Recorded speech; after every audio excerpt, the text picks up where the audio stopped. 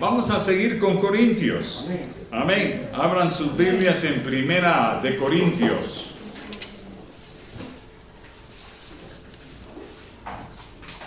Gloria a Dios. Amén. Dice Pablo, él en su alocución, ¿verdad, hermanos? Dice que es apóstol por la voluntad de Dios, no por un título, alguna cosa que le haya tenido. Y vimos aquí en esta segunda parte que el primer problema, fíjense ustedes, el primer problema que él aborda es el de las divisiones.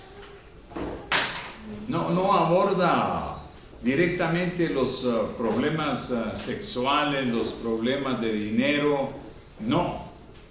El primer problema que él aborda es que, dice aquí en el verso 10, os ruego pues, hermanos, por el nombre de nuestro Señor Jesucristo, que habléis todos una misma cosa, y que no haya entre vosotros divisiones. O sea que el primer problema de una iglesia rebelde, como fue Corintios, una iglesia desordenada, fueron divisiones. Tremendo, ¿verdad, hermanos? Es el primer plano. Él le pone el dedo a ese asunto porque dice sino que estéis perfectamente unidos en una misma mente y en un mismo parecer. Que eso relativamente es más fácil que un mismo sentir, porque el sentir es auténtico. El sentir no se puede fingir. Por eso todos tenemos un doble lenguaje. A veces saludamos a una persona, pero estamos muy serios. ¿Por qué? Porque sentimos algo que nos está molestando, ¿verdad?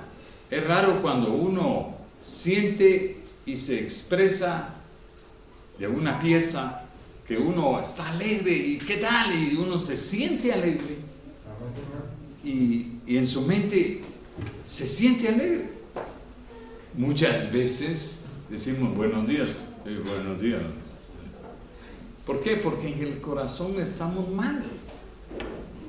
En el sentir estamos mal. Hay dos lenguajes, ¿verdad? El lenguaje del cuerpo y el lenguaje de nuestra boca. Nuestra boca muchas veces dice, estoy alegre, hermano, pero no, a la persona se le nota que no está alegre.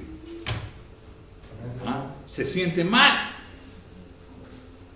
Entonces aquí Pablo se está refiriendo a algo, a lo primero que está refiriéndose es a lo aparente, pero luego habla de un sentir.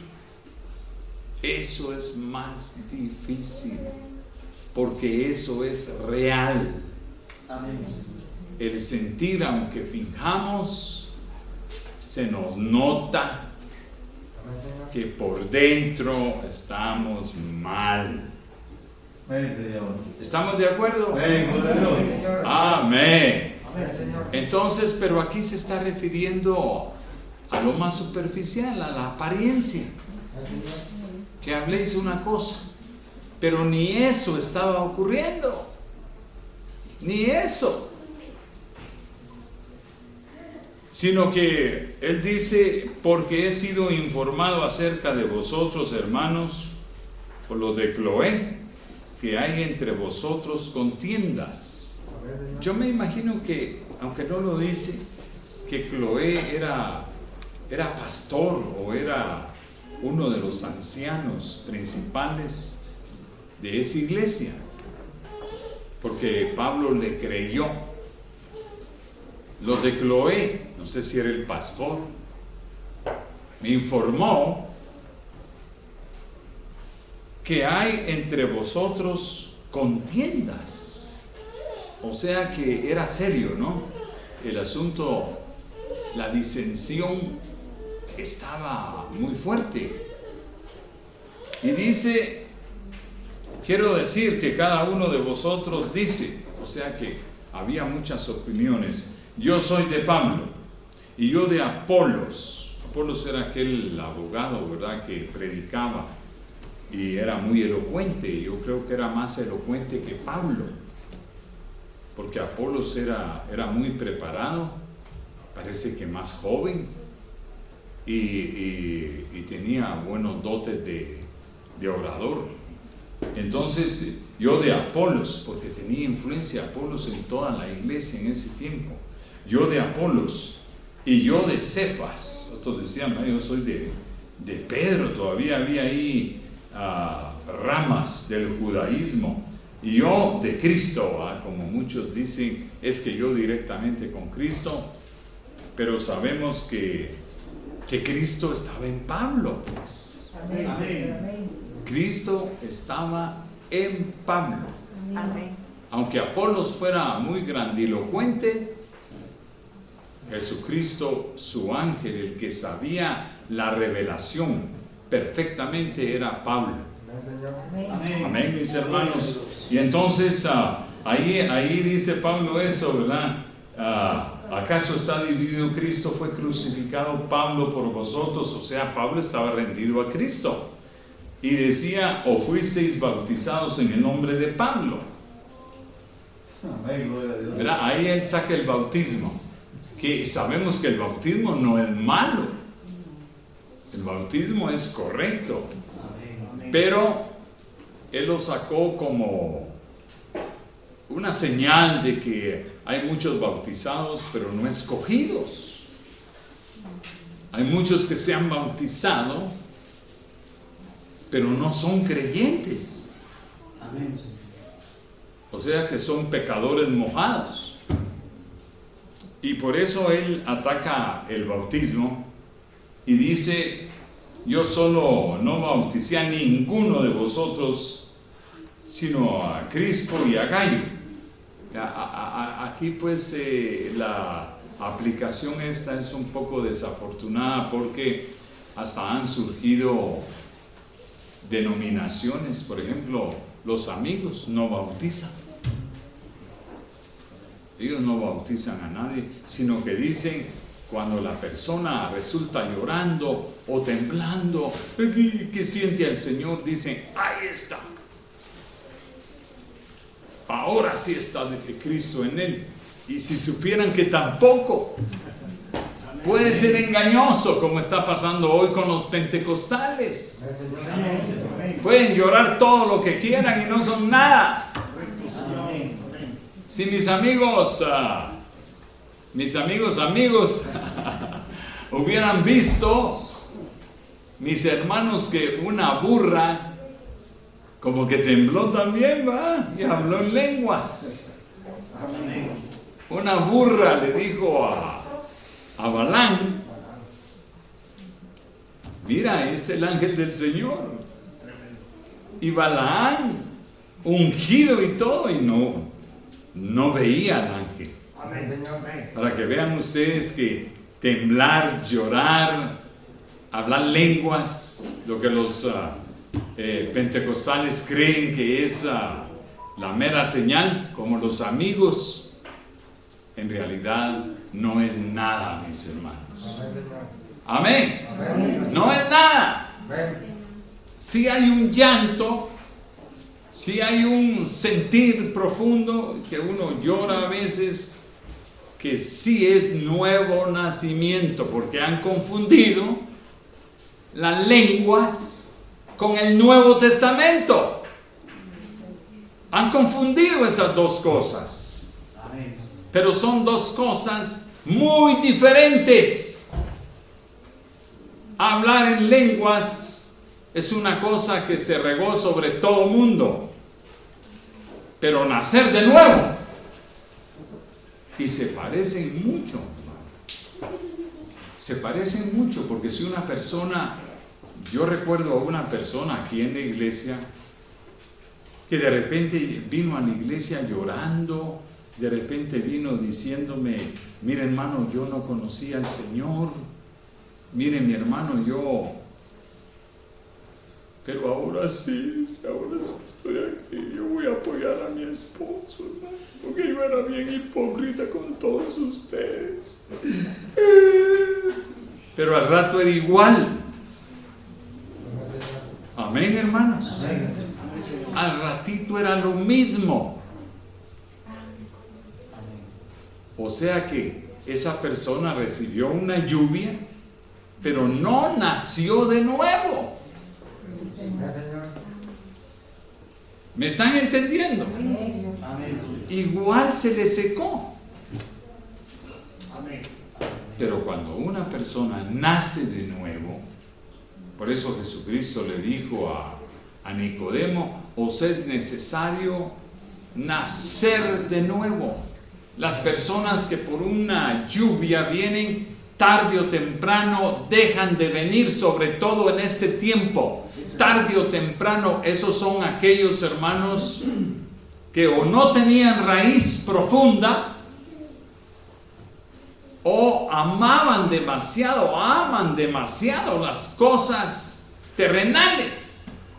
Y la Biblia dice que esa raíz, esa simiente, lejos de apagar el amor por las cosas de este mundo, crece y ahogan la palabra, aunque ellos sepan que es lo correcto, que es lo que tienen que hacer. No lo hacen porque aman demasiado a este mundo. Mire lo que dice Mateo 13. Mateo 13 dice: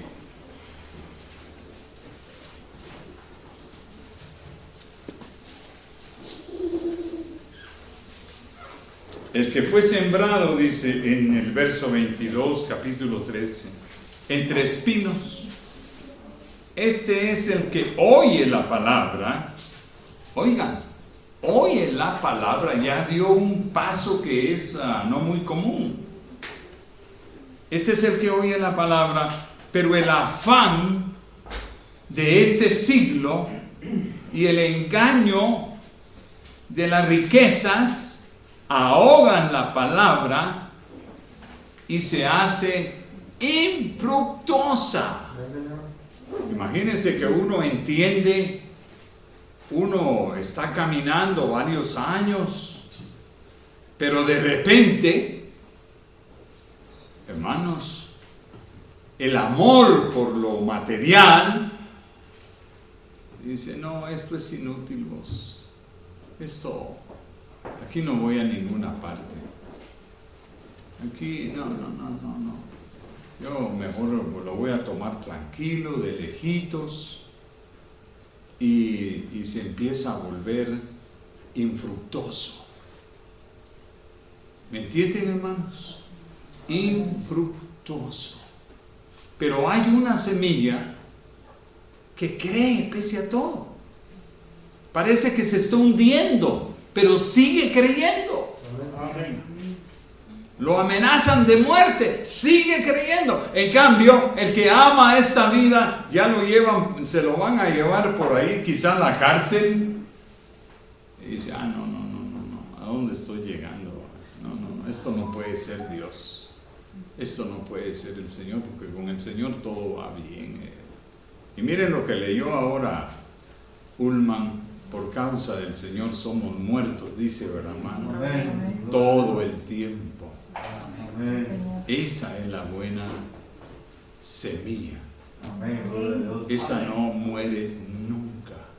Amén. En cambio, hay una semilla que según le convenga, según vea la situación, sigue. Pero si la cosa se pone muy peligrosa, eso muestra que tiene al Señor en segundo plano. Y los que van a reinar tienen a Dios en primer plano toda la vida, siempre. Amén, hermanos. Amén. Esos son los que van a sentarse en el trono, los que van a vencer. Pero esos, yo creo que la mano se pone difícil para llenarla, para encontrar creyentes así. Porque ¿cómo es un creyente así? Como aquellos jóvenes hebreos, los tiran al pozo, y hermanos, en el pozo ya para morir aparece Jesucristo y lo saca y vence. O como Daniel, ¿verdad, hermanos? Que lo lanzaron al foso de los leones. Ahí truena la mayoría, ¿verdad? No, yo ¿qué tengo que hacer? ¿A quién tengo que matar? Porque yo no quiero irme al foso. La mayoría. Pero el creyente verdadero dice, está bien, tírame al pozo. Ahí están unos leones hambrientos, no me importa. Si me muero me voy con Cristo, y si no, Él me salva. Así es el creyente, ¿no? Y Daniel se lo tiraron, pero Daniel, hermanos, creyente genuino, más bien los leones se estuvieron a la par de él y no le hicieron nada. Ayer tuve una experiencia con un perrito que tiene Jorge allá, que le llamamos Yayo. ¿Cómo es? Jayo. Es muy chulo el perrito. Ese es el único que quedó de la princesa, una perra muy chula que teníamos, y él es peludito y se pone así, es muy chulo. Pero la vez pasada traté de tocarlo y yo vi que él se puso nervioso y me dijo, Jorge, ese es bravo, me dijo, y muerde. Entonces yo mejor me le alejé. Pero ayer yo vi que me miró de cierta forma y me le acerqué, y él se acercó a mí y se me restregaba en las piernas. Lo agarré de su pelo, se lo rasqué y él más bien se acostaba. Entonces ya no se le veía ningún mal carácter, ¿verdad? Y no, al contrario, Jayo, le decía yo, y él se me quedaba bien. Qué lindo. Así ha de haber sido con los leones, con Daniel, ¿verdad, hermanos? El león hasta se ha de haber llevado la melena ahí, ¿verdad, hermanos? Y lo veía muy tranquilo, como quien dice, ¿qué tal vos? Es Dios, hermanos, el Todopoderoso. Y el genuino creyente sabe eso, cree así y no le tiene miedo a nada. ¿Por qué? Porque sabe que su Dios es todopoderoso. Pero el que no es buena tierra, el que no tiene ese tipo de fe, le da miedo, se pone nervioso, sale corriendo, sale huyendo, dice, no, esto no es Dios. Y todavía dice que esto no es Dios, ¿va? Sí, no es Dios, pues no tiene fe de Dios. Pero el genuino creyente en toda la Biblia ha sido así. No le ha importado nada y ha vencido. Pero son muy pocos los que vencen, ¿verdad? La mayoría, cuando ven las circunstancias difíciles, dicen, aquí, como dijo un cura a un pobre soldado, ¿verdad? Que se rebeló el jefe, ya estaba hasta hablando mal del rey de España, y entonces el soldado le dice al cura, ¿por qué tú apoyas a ese rebelde? Dice, ¿por qué tú, siendo el representante de Dios, no te le paras? Entonces le dice el cura, hijo, nosotros a veces tenemos que irnos donde más nos conviene. A veces tenemos que apoyar al más fuerte. Perdóname, pero yo por eso apoyo a este hombre, que aunque está rebelde y todo, pero la mayoría lo está apoyando. Entonces yo sé lo que me estás diciendo, pero no puedo hacer nada.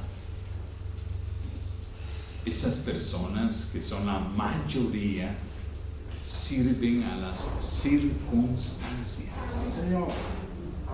¿Me explico, hermanos? Amén, Señor. No sirven a Dios. Por eso Dios nos prueba, nos hace llegar a situaciones difíciles, pero el genuino creyente sale adelante. Amén, hermanos. ¿Por qué? Porque fiel es la palabra de Dios. Si no fuera así, no creamos. Andemos conforme el diablo dirige, porque es el más fuerte en esta tierra. Pero no, nosotros somos soldados de alguien que no falla, hermano. No falla, aunque parezca, pero no falla. Amén. Entonces, mis amados hermanos, tenemos que ser fieles hasta la muerte, y eso lo dice el Señor: sé fiel hasta la muerte y yo te daré la corona de la vida. Muchos dicen: yo voy en el rapto, yo voy a reinar, yo quiero que me den México entero. Pero hermanos, no es así nomás. Tenemos que probar que somos buena tierra, que el Señor es número uno en nuestra vida de veras. Amén, hermanos. Amén. Y eso es muy, muy raro, pero hay, porque el Señor dice que hay. Yo espero en este grupito que somos aquí en Nicaragua, que salga un puñado de esa buena semilla, hermano. Amén. Entonces, mis amados hermanos, aquí pues Pablo está ante un problema de división, de que unos decían una cosa, otros otra, porque no eran una iglesia de simiente, de que todos eran simiente. Ahí había muchos, me imagino, de raíces pobres, de fatuas, hasta de manufacturados, porque esa es la cuarta semilla que permanece, hermanos. Esa no la mencionamos porque desaparece al final, pero está presente. El manufacturado es una persona que aparentemente cree, pero a cada rato está disintiendo y manifestando dudas. Bueno, a cada rato: no, yo no creo por tal cosa. No, el hermano dice tal asunto, pero él es hombre como cualquiera. Y entonces eso parece un buen argumento. Él es hombre como cualquiera. Entonces yo pienso que está equivocado en lo que está diciendo. Hermanos, si la iglesia se manifiesta así, no hay iglesia. Si la mayoría, imagínense que ustedes empiecen a recibir una influencia de ese tipo, ya todo aquello para siendo aparente, pero no es verdadero, es manufacturado. Ante un problema serio, se va a manifestar que toda la gente que aceptó la división son manufacturados, no son nada, hasta van a actuar en contra en un momento de presión fuerte, como Judas, porque Judas era el manufacturado.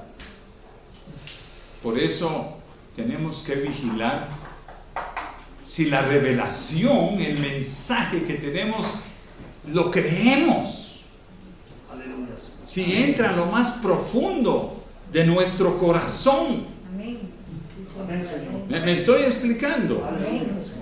Porque si uno solo tiene una aceptación no muy profunda, uno va a ser de los primeros que fallan. ¿Me explico, hermanos? Entonces uno tiene que ver si aquello que predicó el pastor uno lo acepta. ¿Verdad, hermanos? Amén. Gloria a Dios. Fíjense ustedes, yo acabo de predicar lo del trono del Padre. Yo realmente veía asomos de esa doctrina,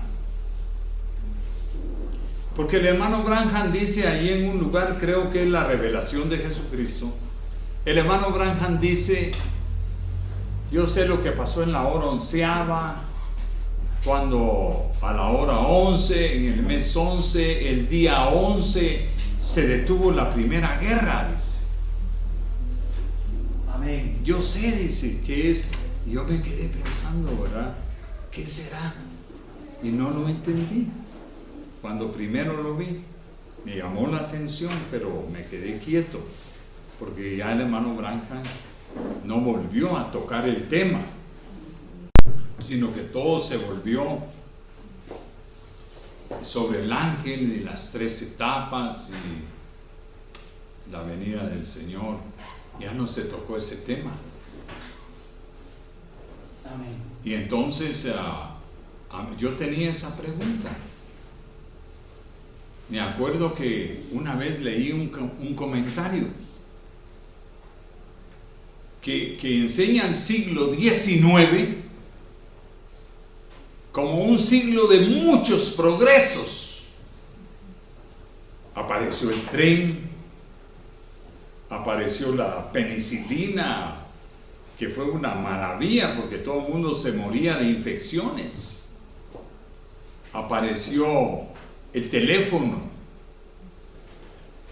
aparecieron aquellas producciones industriales cuando, creo que fue Celsius, o quién fue el que escribió un libro que la humanidad iba irremediablemente, va a morir de hambre, dijo, porque ya somos tantos aquí en Inglaterra, porque ya somos tantos en el mundo y la tierra no hay más. Y él hizo unos números matemáticos y él probó, según él, que la humanidad en unos añitos más era hambre. Y dice, ya no, la tierra ya no da más. Y lo creyeron, la mayoría de la gente dijo, hombre, el hombre tiene razón.